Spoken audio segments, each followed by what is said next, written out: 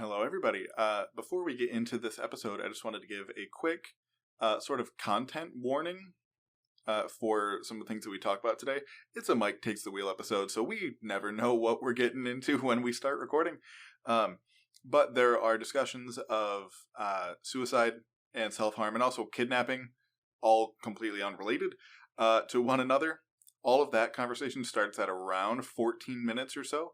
There'll also be mention of it at the time, so you won't be, surprised by it. But I just wanted to let you know that some of those things do come up. So if you are particularly sensitive to those kinds of issues, feel free to listen to the beginning of the episode. We have a good time joking about how crappy of a weekend I had trying to fix up some things around my new house that I bought in October.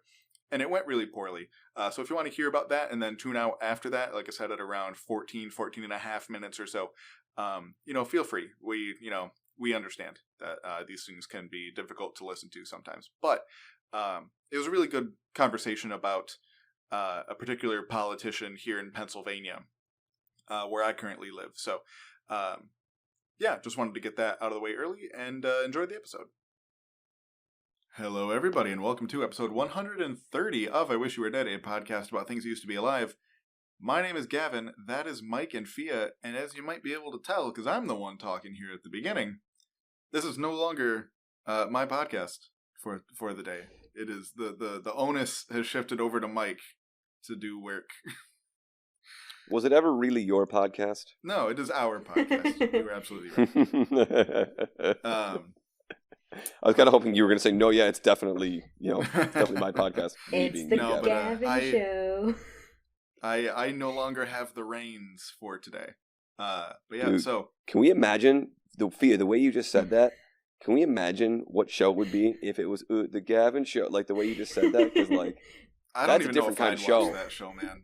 That's a different kind, that's like a premium, HBO After Dark kind of show. My life is way more boring than that, man. I was thinking more of like a Nick at Night kind of thing. Well, funnily enough that we're talking about this, I am going to have a little story time at the beginning, so it's going to start off by being a little bit of the Gavin Show. But yeah, that's going to be my contribution. It's just a little story time about my weekend. But yeah, with it being an episode that ends in 0, it is a Mike Takes the Wheel episode. So as per usual, Fia and I have no idea what this episode is about, and I'd wager Mike didn't this morning. But absolutely not. Wait, this morning. How dare you assume that this morning is when I figured out we were going to talk about? I figured out we were talking about at 6:30 I today. love it. It's currently 8:30. We were ready to record at 8, but somebody had to half brush their teeth before we got started here. That was I Fia, got yelled at by an Australian man guys. to figure things out. I forgot about the podcast. You think I had this figured out? But it's okay. I'm here. It happens. I stopped brushing my teeth for you, for the fans. That's the dedication we have for you, the listener. I was going to say, Fee, I appreciated the fact that you put fans plural when you said that. That was well done. We done. have multiple fans. We do. We have a couple hundred people that follow us on Spotify, which is pretty cool. Wow. I was talking with somebody the other day who said that they listened to us, and I was like, wow, all right. Yeah. It feels good. That's cool. See, a person out there, you know who you are. Hey, shout out to you. Yeah. But yeah, so before we get into whatever this topic's going to be, Fia, do you have some housekeeping for us? I sure do. Don't forget to rate the show on whatever platform you listen to us on, and to follow us on Twitter, Facebook, and YouTube to give us feedback about the show and any future topics you would like to hear on the podcast. And if you would like to be a guest on the show, be sure to fill out the guest forms, and all of that can be found in the show notes. Or you can randomly shout us out in the middle of the hallway, like Mike's fan did, and then you can interact with us there. So. Oh, sure, speaking of which, did you guys we got like a Facebook message. Did you guys get that? What? Oh, yeah, I did. I didn't respond to that person yet. I will. Yeah. Whoever sent us the Facebook message, we got it. When I say we, I'm hoping Gavin got it because, this is the Gavin Show as previously discussed. The Gavin Show. He'll handle whatever. Yeah, whatever. Yeah. Man, we may have to have an official rebrand. I know. Or just literally do anything with social media because I don't. Yeah. But anyway, that's for future Gavin to figure out. Yes. But yeah, also on future Gavin is next episode, we're going to be talking about the Eocene epic in episode 126, which was sort of mid-December-ish. We talked about the Paleocene epic, which was right after the dinosaurs went extinct, and sort of as the dust from the giant meteor was settling. So next we're going to be talking about after that and how life, started to actually bounce back after the big disaster. So that's going to be next episode. Yeah, I'm excited about that. Sophia, I got you nothing told for you Mike guys. and I already. I'm sorry. I'm really dropping the But- ball. That's all right, pal. Because I have story time, and it's... boy, I had a weekend, guys. So, I'm going to say some words that my fellow junior millennials and elder Zoomers will never hear, and that I own a house. Very few of... And we're proud of you. Thank you. Yes. Very few people in my same age bracket can say the same. And sometimes there's a little part of me that wishes that I could also say that. Because I had a rough weekend doing some housework. So What broke? when we bought the house in October, we there was some just atrocious wallpaper in the kitchen. It was this cream colored background with ivy and red berries on it. And it was very old, and the entire kitchen. So literally the day we got the keys, as soon as we legally owned the house, or at least started paying the bank money to own the house for us, Liz ripped all of it off. That was day one. And so that was in October. And so for the past, 4 months, whatever, that we've owned the house, we've just been living with this wallpaperless abyss of a wall. Okay. So we decided we had a little energy this past weekend. We were like, you know what, we're going to go and re-wallpaper the house. Most of our walls aren't good for painting, because they're all plaster and lath, not drywall. So it's what they did before drywall was a thing. So there were we knew that there were multiple layers of wallpaper still there, that we just were like, you know what, what's one more gonna hurt? Joke's on us. Yeah. We went and bought some wallpaper and some of the materials to put up wallpaper. It's so hard. It's so bad. Really? Mhm. If you ever have a chance to wallpaper a wall, do not do literally anything else. And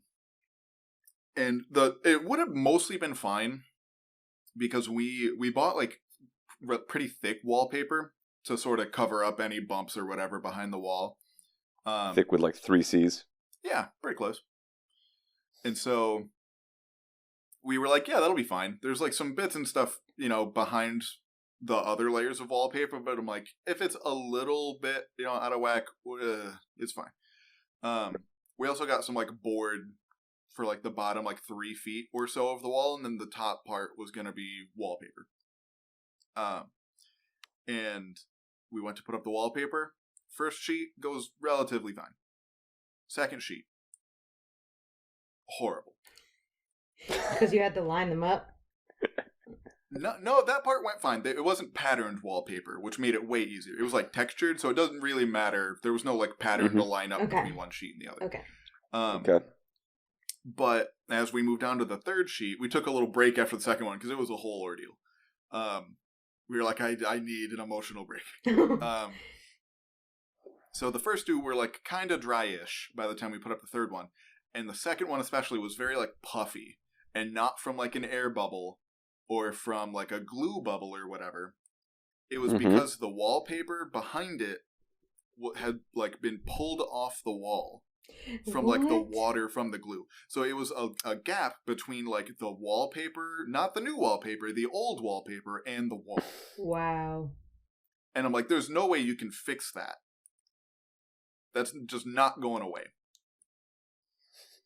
So we put up the third one, and then we had a come to Darwin moment. Oh. Gee, I've never... Oh my God. I made that up That's a new off one. the fly. That was a new one for me, too. That's a new one. Thank you. We were like, we have 2 unopened rolls of wallpaper. Do we just return those, rip these off, and then just rip all the wallpaper off the wall and see what happens? And that's what we did. So, needless to say, it went, after even that, went way worse than we thought it was going to. How? Mm-hmm. Because the top half of the wall is like this really ugly red plaster. I don't know if that's just the color it came in back then, or if it was like standard to paint it. There's no way someone would like purposefully paint an interior wall this color. So I have no idea why, because it was like, not even like an artistically kind of dark red or maroon. No, it was like clearly a much brighter red at the time that has since faded. And that was the top half of the wall. The bottom half was like, it was a single piece of material, of sort of vaguely tile-like material. A single piece, but it had been like routed to make tile shapes. Little diamonds and like triangles and stuff. And then grout was put between all those pieces to make it look like it was many pieces of tile put up, like a backsplash behind a kitchen or something, or a counter. Mm-hmm. But no, it was like some single piece of material that is a mystery to me. And so, Gavin, I'm starting to think you bought a really crappy house. You said it. Oh. I don't regret buying the house, but stuff Not like yet. this is like, man, how do we fix that? Yeah. And so if you have any suggestions, please let me know. Because so far, our current answer is to just take that board that we bought for like what we were going to put as the bottom half of the wall, to just make that the entire wall. So that was my weekend. Yeah. Doesn't sound fun. God. Yeah, if I remember, and this is going to be a weird first social media post in a while, I'll post some of the pictures. It's rough, man. I It's a need to hard see time. it. I want to see it really badly. I'll definitely Also, send you guys some pictures. How but- many layers of paper was there? So there was at least 3 layers of wallpaper, which isn't like That's not crazy. crazy. But there was also a layer of like newspaper between the first layer and the wall. Really? Yeah, we even tried. We looked for a date on it. The I don't know if it was the previous owners or the first owners, but they loved putting newspaper in places. Like they put newspaper around a lot of the door frames instead of like insulation. Okay. Yep. Like in a lot of the closets, the like inside door frame of the closet has newspaper just like nailed to it. That's just dumb. Yeah. Anyway, I love it. so yeah, despite what you might hear, fellow, again, younger millennials, elder zoomers like myself, buying a house may or may not be all it's cracked up to be. Yeah. And with that, On top of that, and I talked with Mike about this while we were waiting for Fia to finish brushing her teeth, that I also had a whole ordeal a couple weeks ago with a generator. That was a story for another time. Long we'll story say the one short, where the power really does go out. yeah. Long story short, power went out. We went to buy a generator because the power company said it was going to be like 3 days before the power came back. Spent like $1,200 buying a generator and all the stuff that goes with it, only for the power to be back on when we got home. Yeah. Anyway, I'll share that full story maybe on Fia's next episode. But anyway, It'll be a Patreon exclusive. maybe I like that joke. To be clear, listeners, we do not have a Patreon. Yet. Anyway, on to the actual topic of this episode. Mike, what are we doing today? Yes. All right. So, content warning. So, for those who don't know, Mike takes the wheel. So I'm a social studies teacher. I do history stuff. And I try and find some people in history that like no one knows about, but like have some kind of cool story. Maybe they were like an awesome hero. Maybe they were like this terrible villain. Maybe they're just weird. Today, so content warning today. We got some self-harm going on. We got some rough stuff happening today. I don't want to spoil it. So we're going to go down that road. If that's not for you, you're more than welcome to be excused from this episode. There will be no further hidden jokes from this point forward that carry on. I was trying to find something in something about the realm of crime or disappearances or weird deaths is what I wanted to talk about. There was two things that immediately came to mind. There was this woman named Lori Erica Ruff, who married somebody, divorced them. She then committed or died by suicide. And after she did that, it was found out that her name wasn't Lori Erica Ruff, that she was living under a false identity this whole time. That was in 2010, and the internet was just trying to find out who this woman was and what her backstory was until I believe 2016, until it was discovered that she was born Kimberly Maria McLean. She disappeared at age 20, it looks like, maybe 18. And just basically started a new life.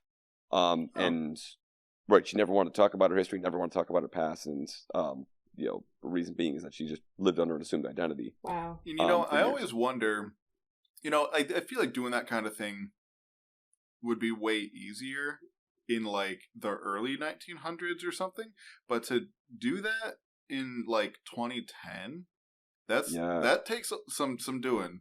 You gotta kind of know what you're doing for that. Right, you've got to find someone that died. That's around your age.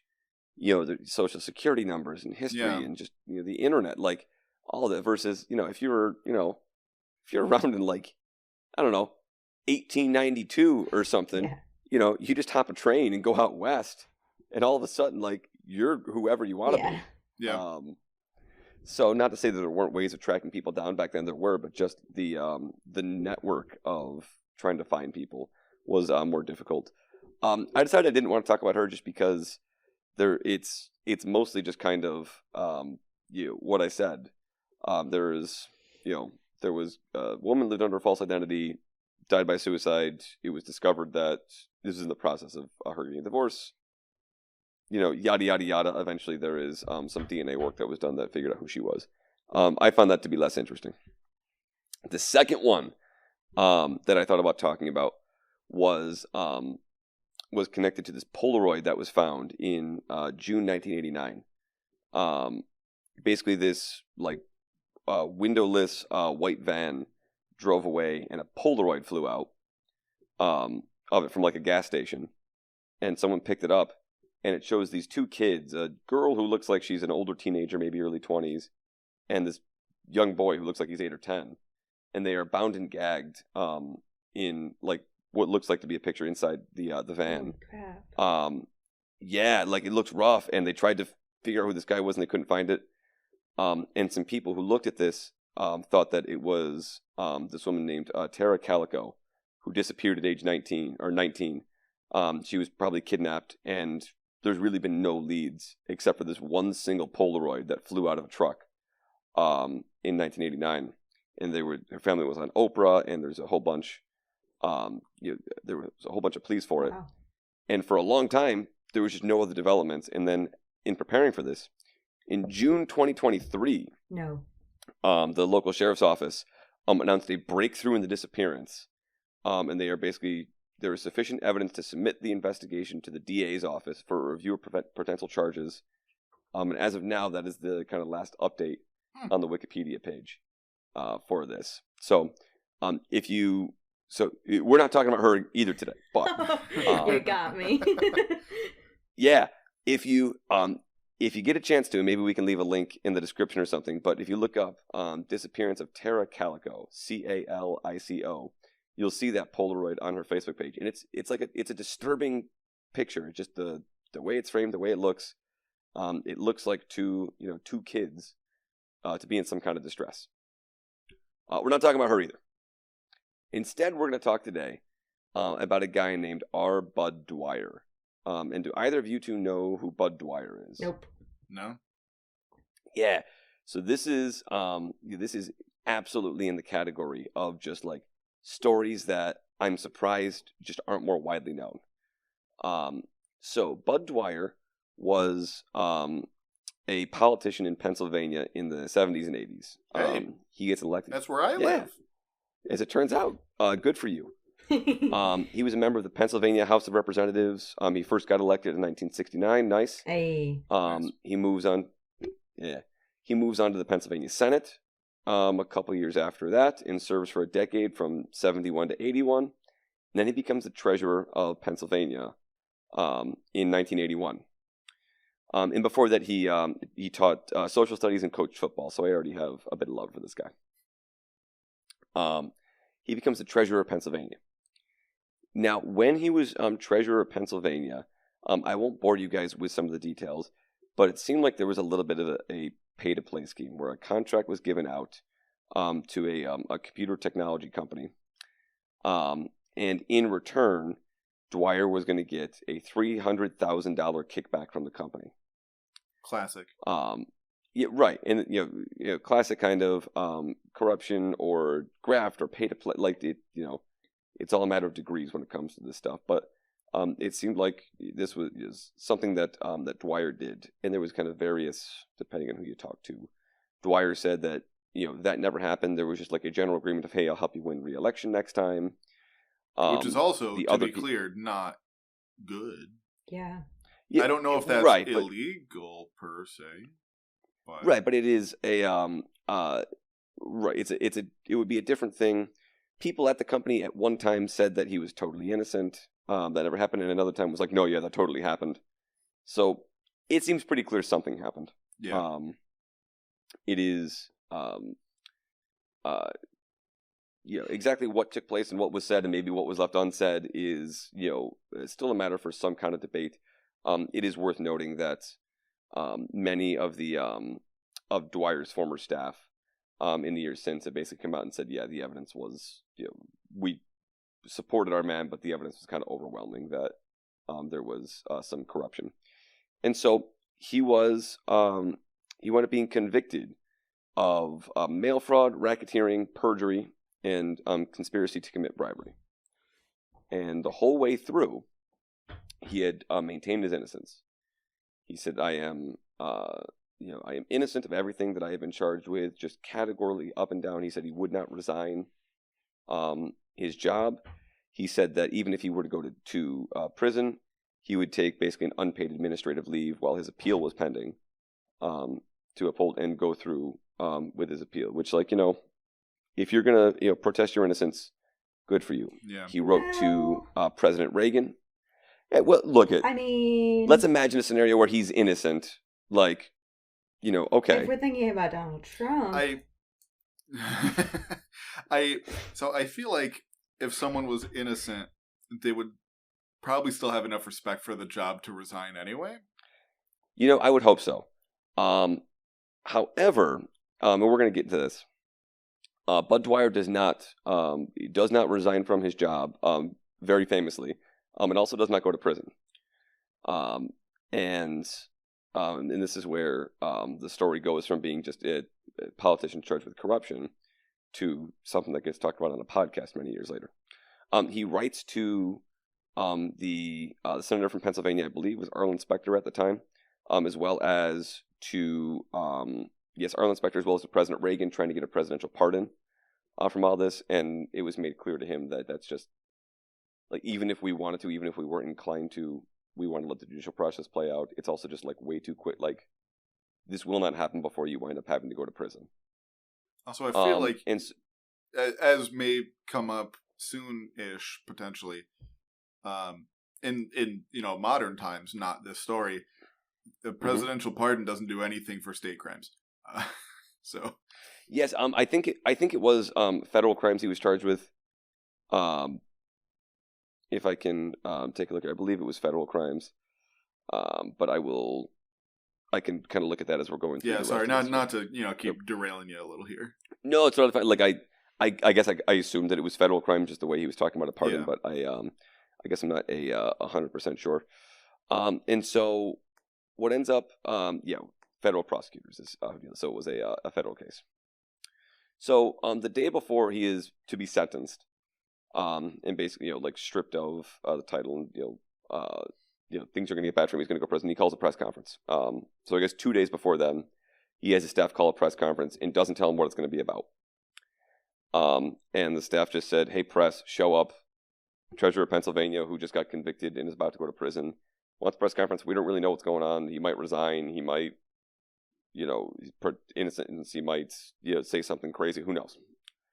So he does this, and he originally wanted his staff to keep out certain members of the press that were like mean to him and wrote mean profiles, and his staff was like, "We can't do that. Like, we're we're part of the government. That's not how it works."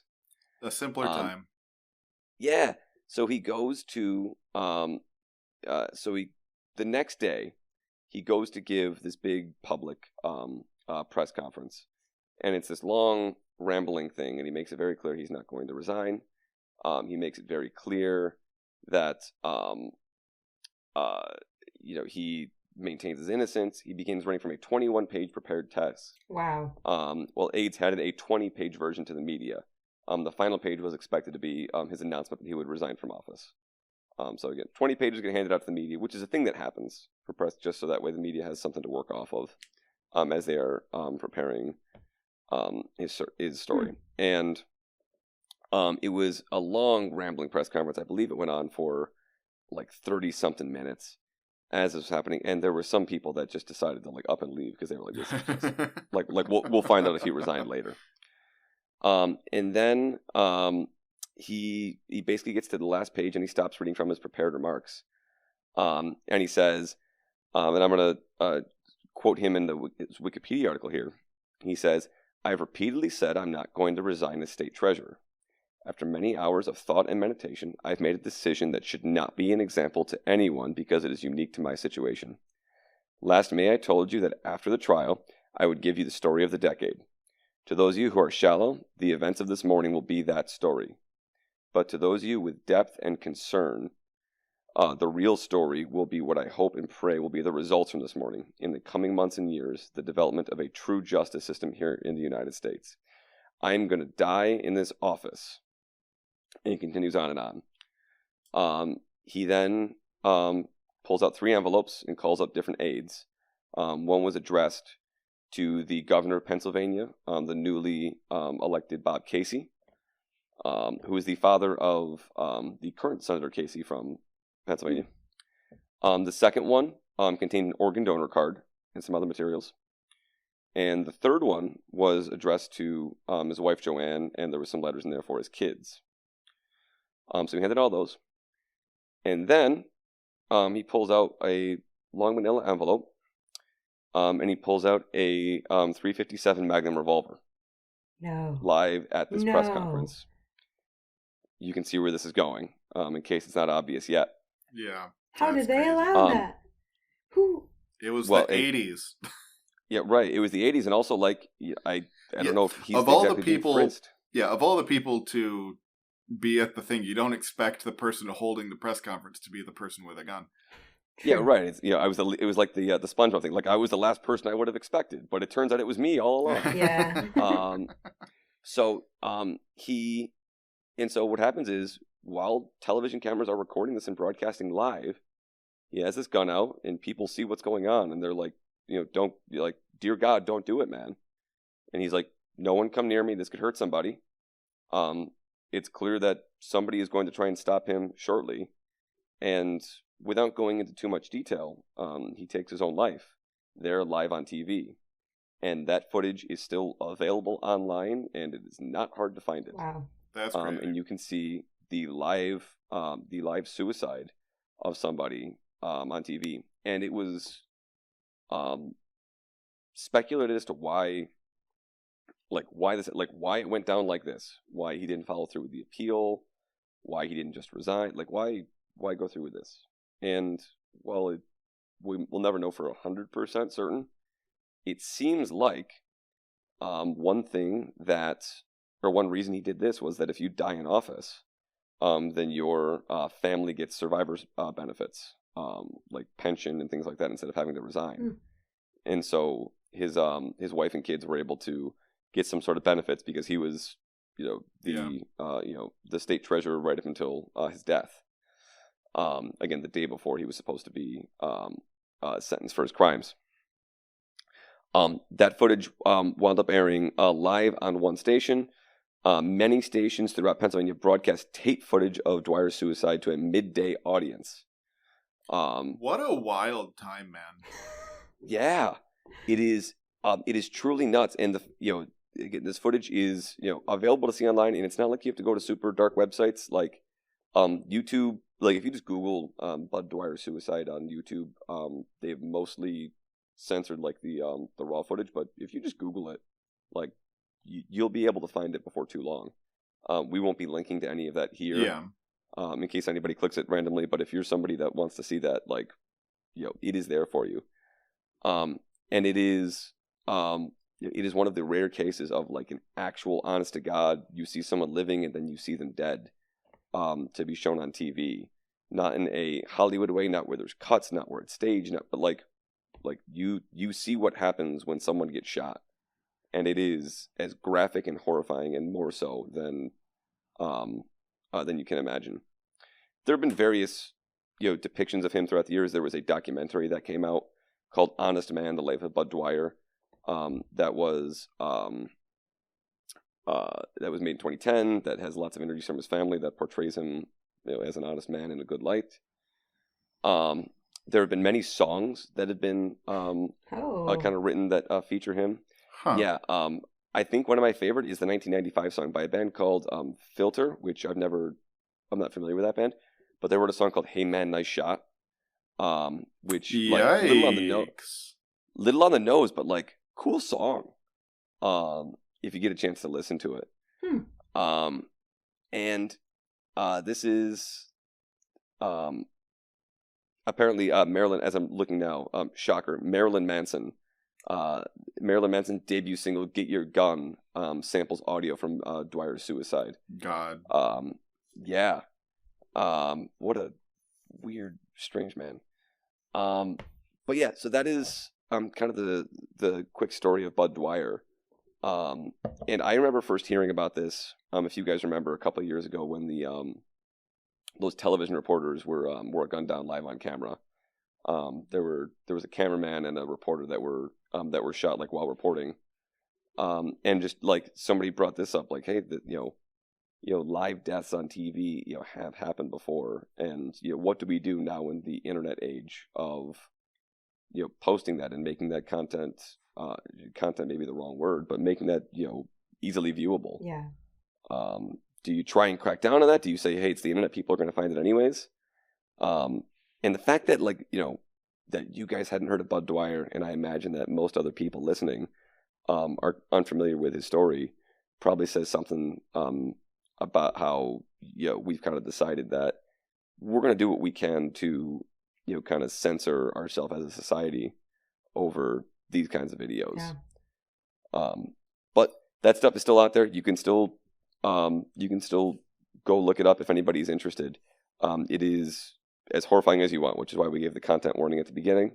But it is there, and that's the story of Bud Dwyer. Wow. Well, it also makes me sort of think, obviously incredibly different contexts, but of like the hundreds of times that the George Floyd situation was shown on every news channel.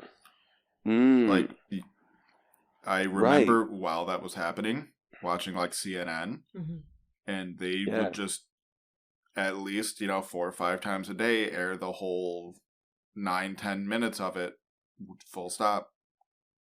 Right.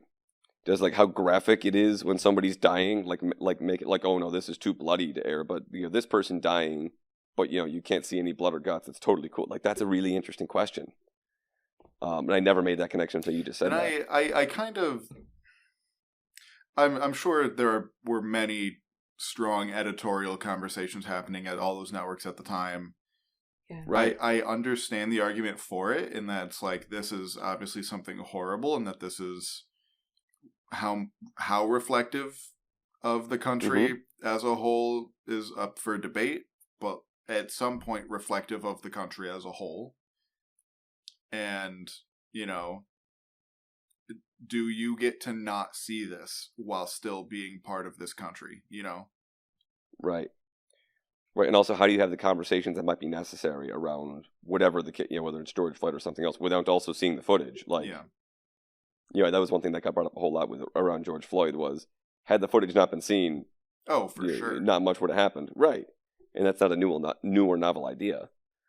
But yeah, this is just like one of the most graphic cases that I am aware of. On live TV, and somebody kind of using the medium of TV as a way to get his message of, hey, I'm an innocent man out there. Whether it was true or not is a bit of a separate story. Well, yeah, I thanks think for that. No great way to segue out of this, but I think that's the end of the episode. I also have no idea what the heck I'm going to call this episode as a title. Just Mike Takes the Wheel, volume whatever. Sure. Is that what we do? No, I do. It's Mike Takes the Wheel, volume whatever, : and then I have a title. I mean, okay, well, it can be no good title for this one. Mike Takes the Wheel, volume blah blah blah. No good title for this one. That may just be it, folks. There we go. All right, take us out, Gavin. Yeah, on that note, we'll be back with something very different in 2 weeks' time. Yes.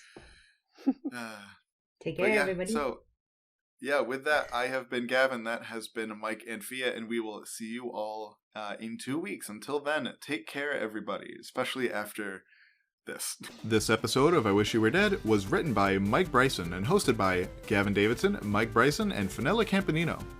It was sound edited and edited for YouTube by Gavin Davidson. Special thanks to former guests of the pod and to listeners like you.